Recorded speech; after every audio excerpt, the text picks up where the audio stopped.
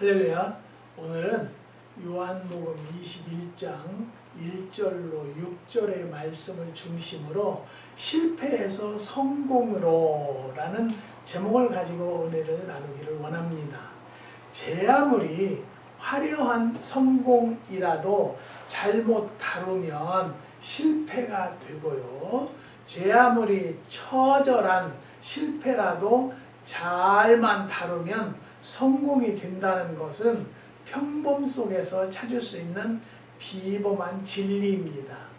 요즘에는요, 여기도 날씨가 보통 102, 3도 나가요. 엄청 더워요.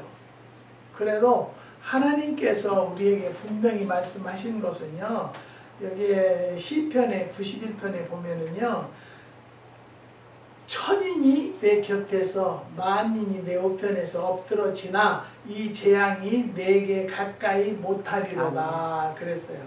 저가 너를 위하여 그 사자들을 명하서 내 모든 길에 너를 지키게 하신다는 거예요. 우리는요, 하나님을 믿기 때문에 그 하나님께서 넘어뜨리지 않으시고 쓰러뜨리지 않으실 것을 믿고 그 주님을 의지하는 성도들이 되십시다. 그런 성도들만이 실패에서도 성공으로 바뀔 수 있다는 것을 말씀을 드리는 것입니다. 성공을 싫다고 할 사람은 아무도 없을 것입니다. 그러나 누구나 성공하는 것은 아니죠. 누구라도 실패할 수 있습니다. 그러나 그 실패를 성공으로 바꿀 수 있는 길은요, 얼마든지 있는 것이기 때문입니다. 우린 그 모델을 베드로를 통해서 찾을 수가 있는데요. 마태복음 26장 69절로 75절을 보면은요, 베드로가 예수님을 부인한 사건이 기록되어 있습니다. 그는 한 번도 아니고 3번씩이나 예수님을 부인했던 것이죠. 가장 사랑받고 신뢰받던 베드로가 자신의 생명 보존을 위해서 예수님을 부인했다는 것은 철저한 배신이었고 실패였다는 것을 말씀을 드립니다. 그런데 이 베드로는요, 초대교회의 최고 지도자로 성공을 하게 되었습니다. 그 이유는 간단한데요, 실패를 잘 다룬 자이기 때문입니다. 마태복음 26장 75절을 보면은요, 말씀하심이 생각나서 밖에 나가 심히 통곡하니라고 했습니다. 이 한 구절 속에 실패를 극복한 성공의 비결들이 있다는 것이죠. 여러분, 어떤 어려움이 있습니까? 정말 오늘 이 말씀과 같이 밖에 나가서 심히 통곡한 이 성경의 인물과 같이 하나님께 진실을 전하고 기도하는 일밖에는 바뀔 수가 없다는 것을 또 말씀을 드리는 것입니다. 이와는 다른 경우를 살펴보겠는데요. 마태복음 26장 17절로 30절을 보면요, 예수께서 제자들과 함께 유월절 만찬을 함께 하신 기사가 기록되어 있는데요. 그 자리에서 주님은 너희 중에 한 사람이 나를 팔리라고 21절에 기록이 되어 있고요. 나와 함께 그릇에 손을 넣는 그가 나를 팔리라 23절에 기록되어 있습니다. 폭탄 선언을 하셨다는 것이죠. 그 사람은 두말할 것 없이 가룟 유다였던 것이죠. 이미 유다는 예수님을 팔아 넘길 음모를 진행하고 있었습니다. 예수님의 선언은요, 가룟 유다의 심장을 찌른 거나 마찬가지죠. 누가복음 22장 3절을 보면요, 사단의 유다에게 들어갔다고 했습니다. 유다는 12제자의 대열에 끼는 선택된 영광을 스스로 포기하고 예수님을 팔아넘긴 배신자가 되었다는 것이죠. 그에게도 죄를 회개하고 돌아설 기회는 있었습니다. 그러나 유다는요, 성공을 실패와 바꾸고 마른 자입니다. 그때 만찬석에서 유다가 베드로처럼 회개만 했더라도 스스로 목숨을 끊고 자살하는 슬픈 패배자가 되진 않았을 것입니다. 하늘에서 쏟아진 빗물이 백두산을 중심으로 오른쪽으로 흐르면 두만강이 되고요. 왼쪽으로 흐르면 압록강이 된다는 것이죠. 성공과 실패의 갈림길은요, 한 군데입니다. 우리는 본문에서 실패의 원인과 성공의 원인을 찾고 실패에서 성공으로 방향을 바꾸는 사람들이 되자라는 뜻으로 오늘 이 말씀을 증거하는 것입니다. 사랑하는 성도 여러분, 우리는요 정말로 하나님을 믿으니 성공했다는 거예요. 그 하나님은 모든 일들을 역사하시는 분이기 때문에 우리가 기도만 하면 실패도 성공으로 바꾸어 줄 수 있다는 분을 믿는다는 것을 여러분 감사하는 성도들이 되시기를 바랍니다. 실패의 원인에 대해서 알아보겠는데요. 예수님이 십자가에 처형되고 나자 가장 큰 충격을 받은 사람들은요, 제자들이었었죠. 예루살렘에 모여있던 제자들은요, 3일 후에 다시 살아나신 예수님을 만나게 된 것입니다. 그런데 베드로가 중심이 되어서 예루살렘을 떠나서 갈릴리 고향으로 돌아가서 고기를 잡고 있었다는 것이죠. 그리고 그날 아침 그들은 단 한 마리의 고기도 잡지 못하는 실패를 경험하게 된 것입니다. 왜 그들은 갈릴리를 내려갔으며 왜 고기를 잡지 못했을까요? 첫 번째는요, 과거로 돌아갔기 때문이라는 것이죠. 예수님은요, 그들을 갈릴리에서 불러냈습니다.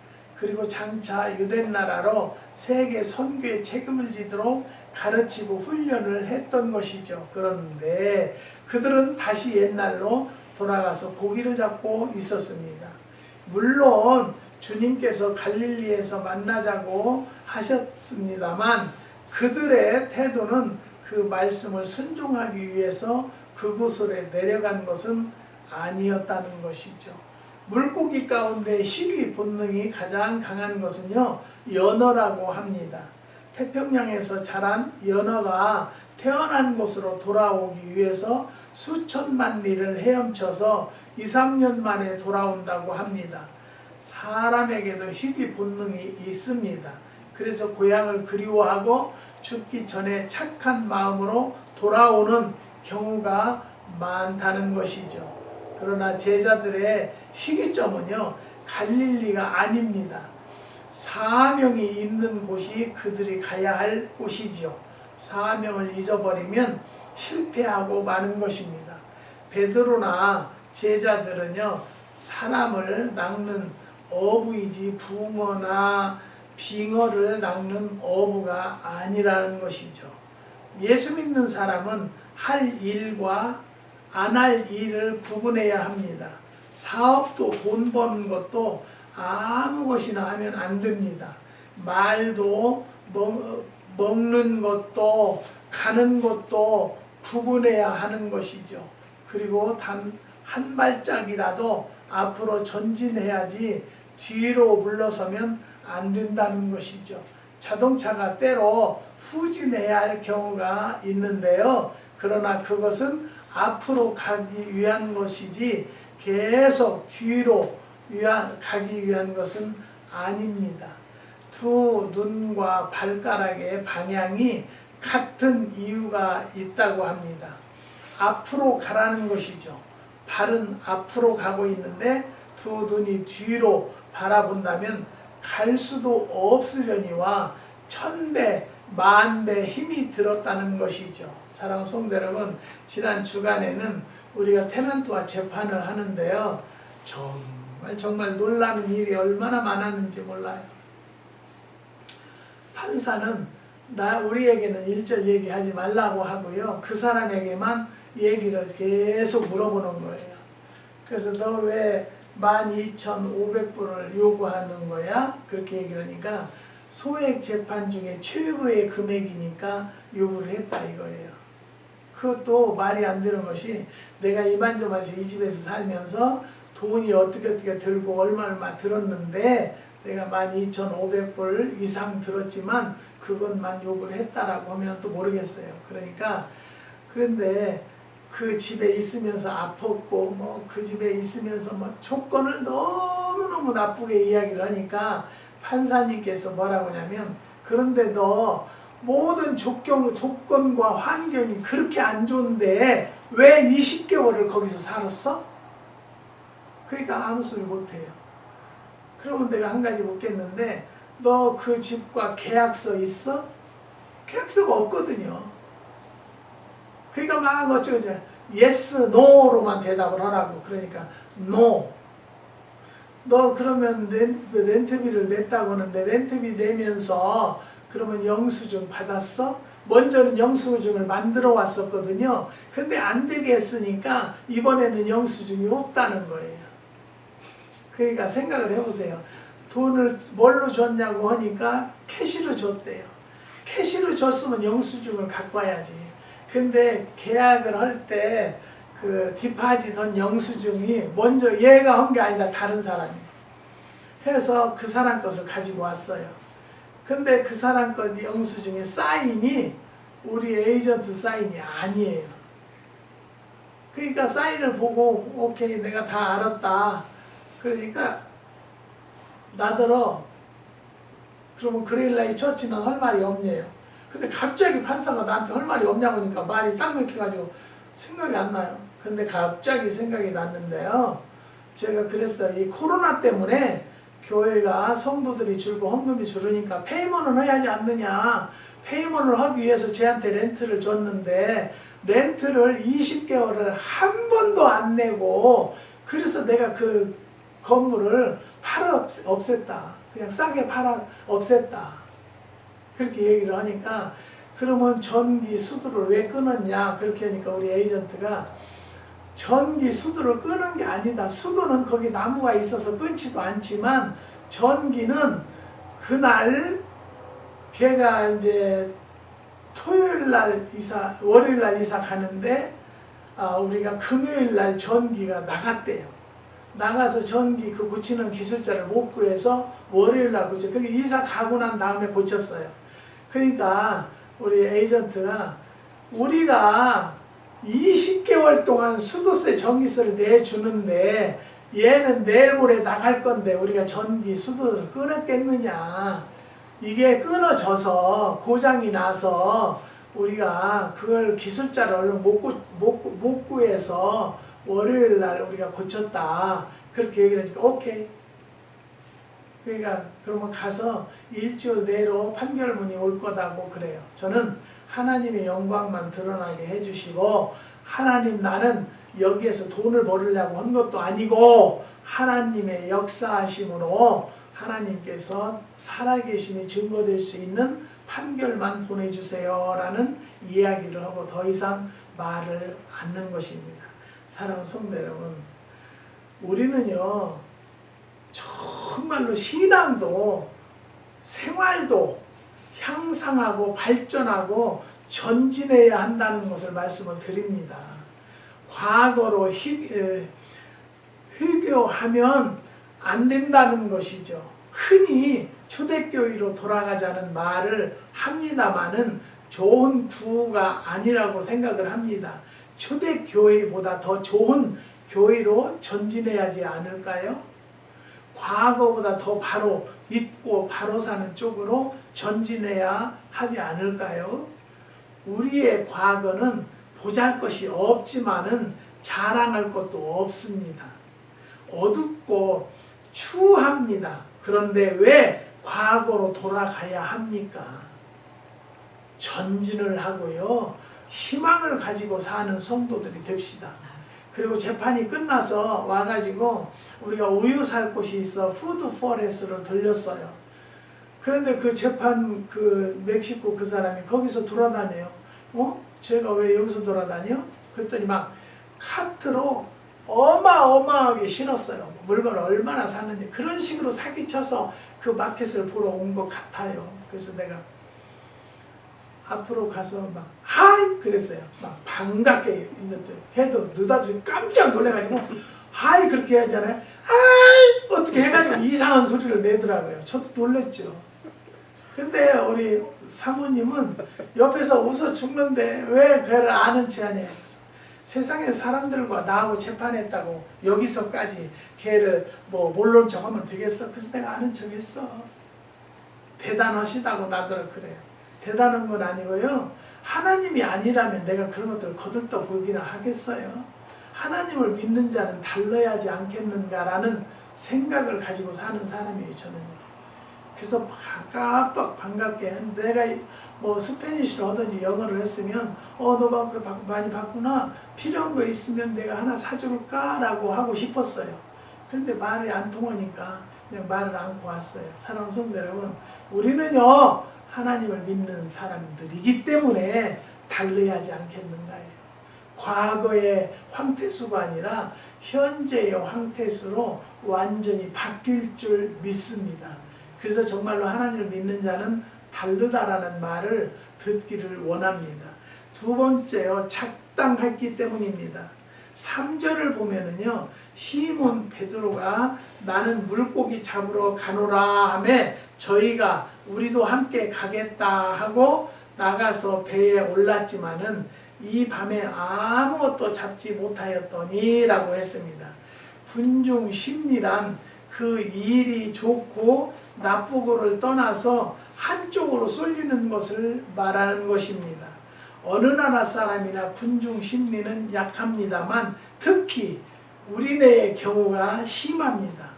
우리네는 한 사람이 물건을 사면서 이거 참 좋은 것이다 라는 말을 한마디만 흘리면 우르르 그리로 몰려듭니다.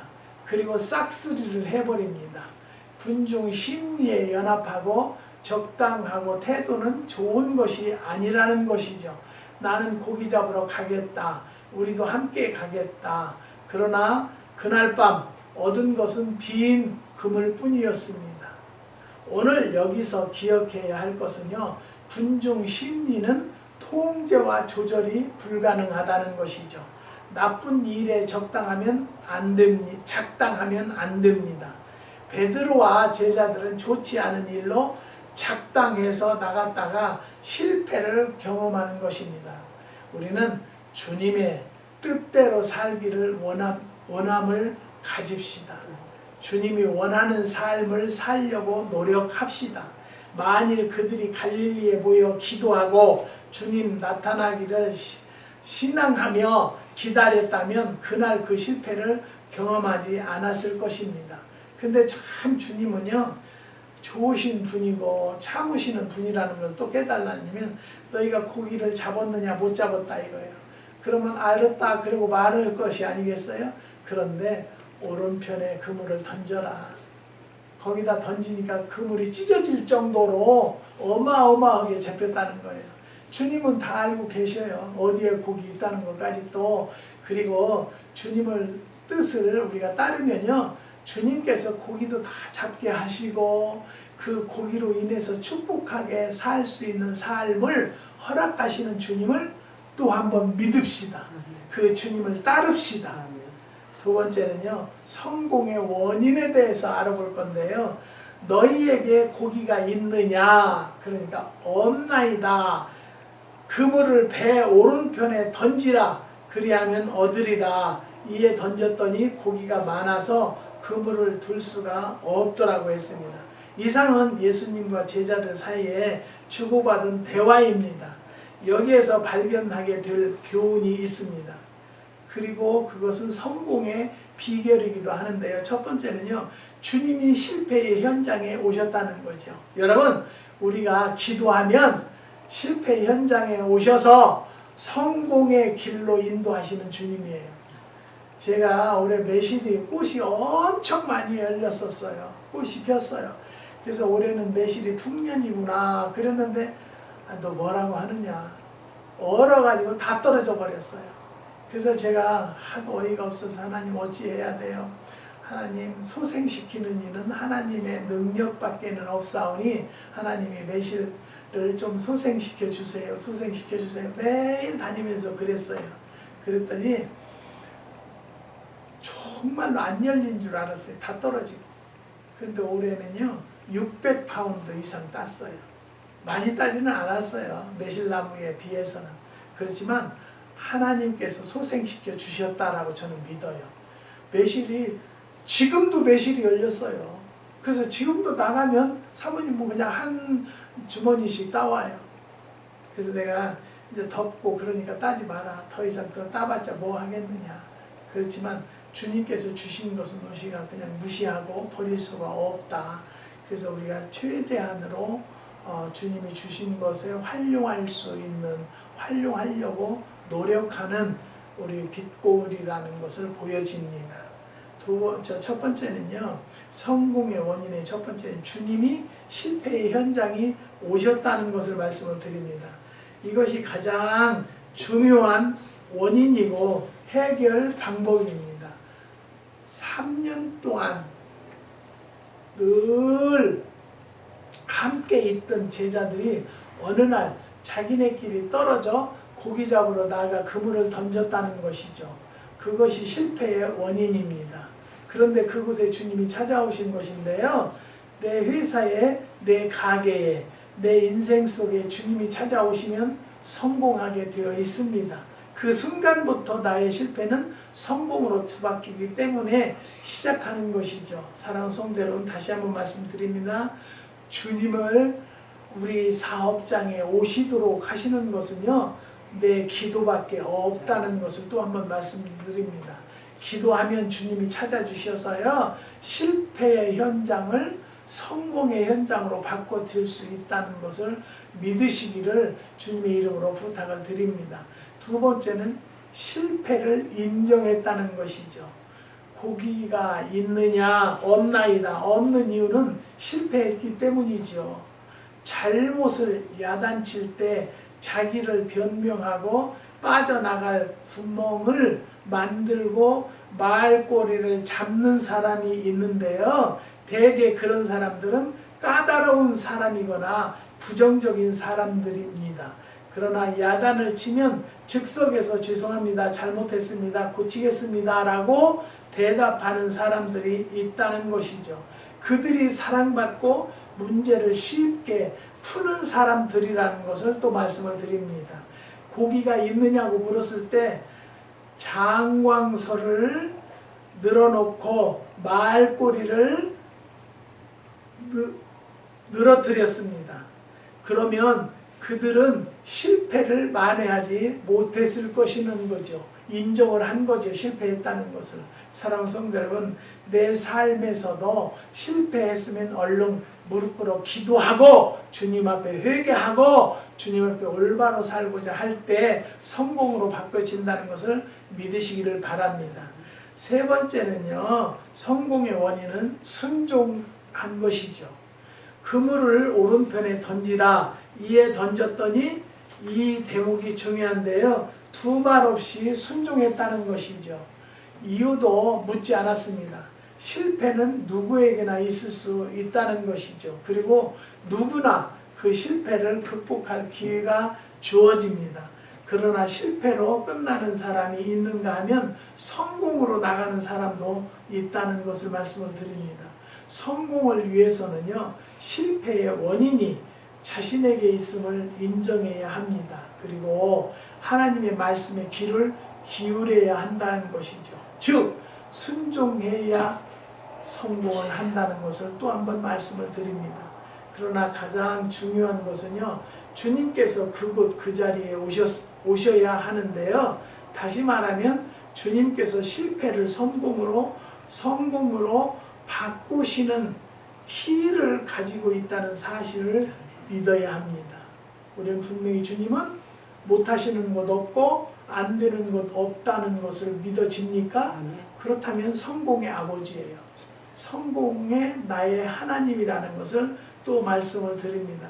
나의 불행과 아픔과 실패를 바꾸실 분은 오직 그리스도 나의 주님이시라는 것을 또 한번 믿으시기를 바랍니다. 사랑하는 성도 여러분, 주여 고쳐 주소서, 바꿔 주소서, 이끌어 주소서라는 고백하는 성도들이 되시기를 주님의 이름으로 축원드립니다. 기도하시겠습니다. 하나님 감사합니다. 실패에서 성공을 하는 말씀을 우리가 상고하게 되었사오니 하나님은 능력의 하나님을 믿습니다. 우리는 그런 하나님 앞에 기도하면 실패에서도 성공할 수 있다는 것을 깨달았사오니 오늘 이 말씀을 들은 성도들이 실패에서 성공으로 다 바뀔 수 있는 축복을 더하여 주시옵소서. 한국의 6가정도 주님이 기억하여 주시고 자녀의 8월에 결혼을 준비하고 기도하는 가정도 있습니다. 하나님 역사해 주시고 자녀들이 잉태를 하기를 원하는 가정들도 있사오니 하나님 축복하여 주시옵소서.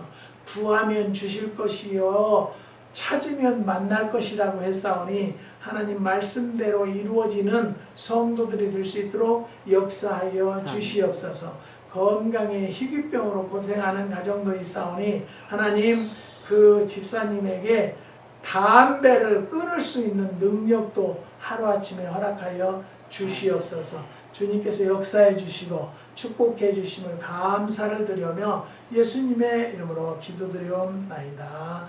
아멘.